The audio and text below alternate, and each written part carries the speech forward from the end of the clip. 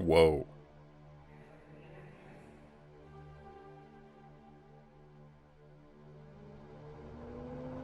Kromaia Omega. So, Kromaia Omega is a 3D shooter for the PlayStation 4. It's also available on Steam. So, I think the backdrop is something dealing with gods and you have to defeat them. Yeah, the four gods, yeah.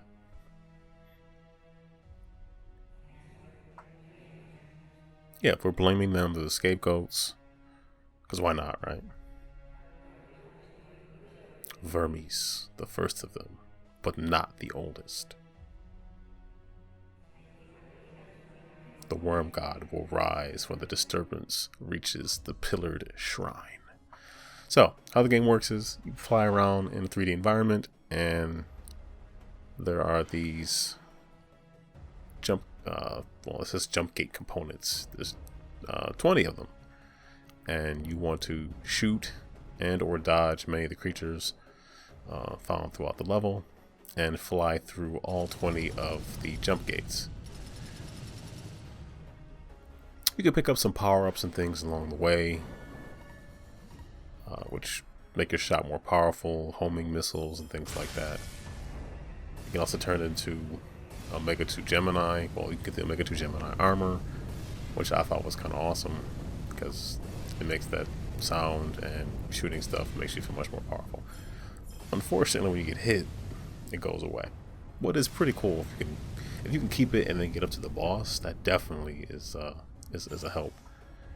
And advanced boost. So you have a boost, so you can fly through the 3D environment faster. Also helps if you aim correctly. So once your shield's gone, you are obviously much more susceptible to blowing up, which is the opposite of what you want. Once you've collected all 20 of the jump gate components, the god approaches, and you have to defeat it.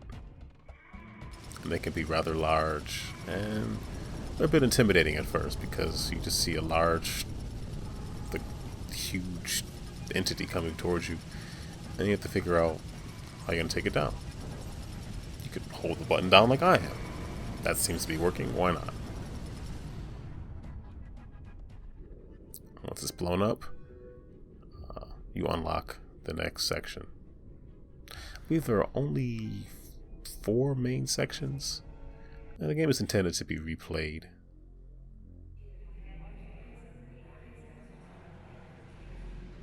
A node can be entered only with its default armor until... Well, they cut that off. So you see there's 4 gates, and we just destroy the first one, and then the second one opens up.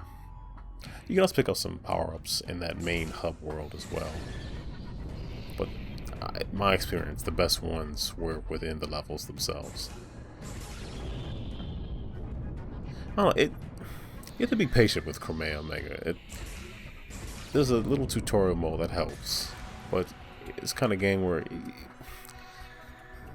you think it's a little more straightforward than it is. It's not complicated, but it just took a little bit more trial and error than you would think. It's also on 3D. You know, when you're playing a shoot 'em up, a 2D shoot 'em up. Not that they're all simple, but at least moving around is far more simple than it is in a 3D shoot 'em up, in a 3D environment. Period. So obviously there's leaderboards and things of that nature, and you can unlock new armors. And they all have different types of weaponry that come along with them. It's not the game is very long. It is fun.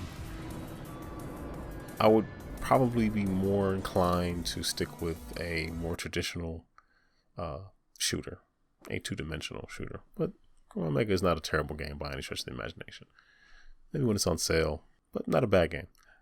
Anyway, like this review, go ahead and click subscribe. If you already are a subscriber, feel free, even if you're not, feel free to leave a comment about the game and the other shooters If you played it, I'd like to hear what you think about it. If you prefer a different type of shooter, let me know.